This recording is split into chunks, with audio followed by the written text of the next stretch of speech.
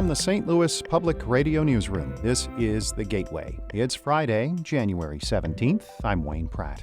Ahead, growing up in East St. Louis, Nichole McHenry did not realize that one day she would become a leader in the National Park Service. Now she is playing an important role, connecting the service with a diverse group of people. We are preserving these great stories of history from Martin Luther King to Stonewall. St. Louis Public Radio's Andrea Henderson introduces us to Nichole McHenry. That's in a few minutes. First, the headlines. Missouri Governor Mike Parson seems to be backing away from earlier support for some gun control measures, including stricter background checks and so-called red flag laws. More from St. Louis Public Radio's Jacqueline Driscoll. In a recent meeting with mayors from the 4 largest cities, Parson wanted to see a state law to keep minors from buying handguns. He also wanted to make it harder for domestic abusers to get guns, commonly referred to as a red flag law. But Parson says he's not aware of the definition of a red flag law, and instead of focusing on taking away guns, he wants to stiffen penalties. If you've got a violent criminal out there doing behavior that normally is not normal to society or normal to what we have in the laws, to look at those and see how do you make those sentences stiffer, I think it's a good thing to do. Parson isn't clear whether that means locking up offenders longer or stripping their ability to buy guns, or both. But he has not backed any gun reform legislation that's been filed. In Jefferson City, I'm Jacqueline Driscoll, St. Louis Public Radio. The talk of potential gun law reform in Jefferson City comes as new regulations have taken effect in Illinois. These rules change how gun dealers must keep records, store their firearms, and maintain surveillance and security systems. Gun shop operators must also allow state police to inspect stores during normal business hours. Stephen King owns Metro Shooting Supplies in Belleville. Everything that they want done, we have already been doing for 18 years. I wouldn't worry about it at all, except for their fine system could put us out of business relatively quick if they come in and had changed something that we're unaware of. These rules are supposed to be temporary. They last 150 days before being replaced by final versions. The number of students enrolled in St. Louis Public Schools' 68 buildings continues to shrink. Some are only a fifth full. As St. Louis Public Radio's Ryan Delaney reports, SLPS will begin a process this spring to possibly close or consolidate schools. James Gibbs remembers when the 500-student capacity of Dunbar Elementary School in the Jeff Vanderloo neighborhood could barely contain all of his classmates. It was max, it was capacity. I would say if it didn't overflow, it was 500. That was in the early 1970s, when SLPS had more than 100,000 students. Now, Dunbar has 155 students, and in total, there are just 21,000 kids in SLPS.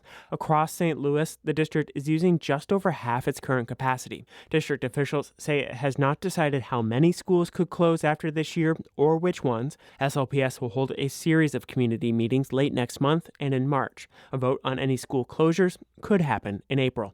I'm Ryan Delaney, St. Louis Public Radio. The NHL All-Star Game is in St. Louis next weekend. Free concerts linked to the festivities have been announced. Green Day will perform outside Enterprise Center before the game on January 25th. Green Day has a marketing deal with the NHL. Also, the group OAR will perform outside the arena 1 week from today, January 24th.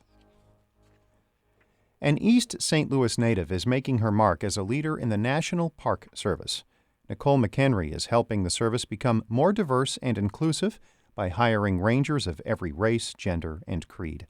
St. Louis Public Radio's Andrea Henderson reports. It's a breezy morning at the Gateway Arch, and East St. Louis's Katie Harper Wright's 4th graders are enthusiastically entering the Arch grounds for their monthly field trip with the National Park Service. The elementary students are a part of the Park Service's program, Every Kid Outdoors. The partnership allows urban 4th graders to learn about national wildlife, parks, and history for free the entire school year. That's Nichole McHenry.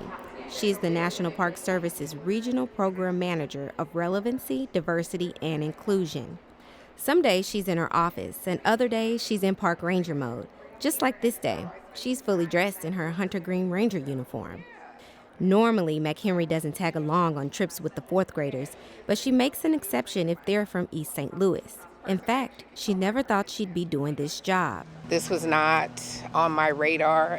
I wanted to be a newscaster. I knew I would be like this iconic newscaster, Robin Smith. As a child in East St. Louis, McHenry says she knew about the arch because she could see it from her backyard, but she didn't know it was a national park. Growing up in a city, I really wasn't exposed a lot to the outdoors, and I think that's what a lot of people just totally associate the National Park Service with. But I think once people get to some of these places, they understand that I'm exposed, I'm outdoors, but I'm also in a national park setting. And exposing all races to little-known national parks and cultural sites is why she's been with the Park Service for the last 28 years. McHenry started her career with the Park Service early. She obtained park internships in college and was recruited upon graduating. Throughout her career, she's worked at 7 national park sites. Today, she works out of Ulysses S. Grant National Historic Home, which neighbors Grant's farm. Her overarching goal for the region is to come up with solid recruitment and retention strategies for hiring officials that will include all walks of life. We really want the National Park Service to look like the country. As a young park ranger, McHenry learned the value of being an African-American woman and conveying the true and complete story of historic sites, which is why her mentor and boss, Clara Wooden, says she is the best at her job. She knows the importance of diversity to the organization in order for us to remain relevant. Also, she has a passion for what she does, and it's about making the playing field level. Wooden knows firsthand about the need for diversity within the park system. Now she serves as the National Park Service's acting deputy regional director, but when she started 30 years ago, Wooden was the only black park ranger in Alaska. At that time, there was no push truly for diversity in the National Park Service that I could see. Wooden says now that McHenry is in a space to recruit all races, genders, veterans, and people with disabilities, the National Park Service can truly be reflective of the people. Over the years, there's been a perception that African Americans do not enjoy the outdoors. But new research found that 70% of the 900 minorities surveyed were interested in outdoor activities, and over half have visited national parks. In the past, that wasn't so much the case. During the Civil Rights era, blacks were excluded from national parks because of Jim Crow laws. In fact, black families felt the parks and other sites were unsafe. With McHenry's help, the National Park Service is working to redeem itself with diversity in their workforce and providing an all-encompassing story of each site. We are preserving these great stories of history from Martin Luther King to Stonewall. Back at the Arch with the fourth graders, the Gateway Arch's education director, Erin Hilligoss, says she knows statistically the number of minority visitors to national parks do not compare to white visitors, but things are changing. We need to include people of color in the stories that we're telling. The history is not just one perspective. The history is complex and complicated. As the daughter of a policeman and the niece of a former United Nations ambassador, McHenry says she's always felt the pressure of living up to her family's last name. For me, it was just one of those things that I will not fail, because there is greatness that can grow out of what people perceive to not be great.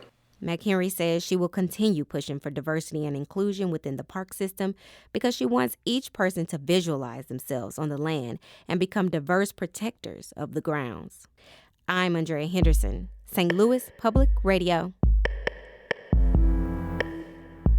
That report is part of our Sharing America Profiles series. It was edited by Holly Edgell. Shula Newman is the executive editor of St. Louis Public Radio.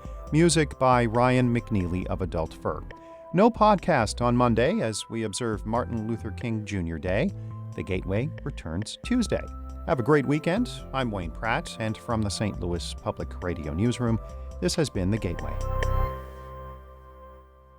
Support comes from the Missouri Forest Products Association, committed to conservation and careful management of the state's forests to make them more resilient and better habitats for wildlife. ChooseWood.com.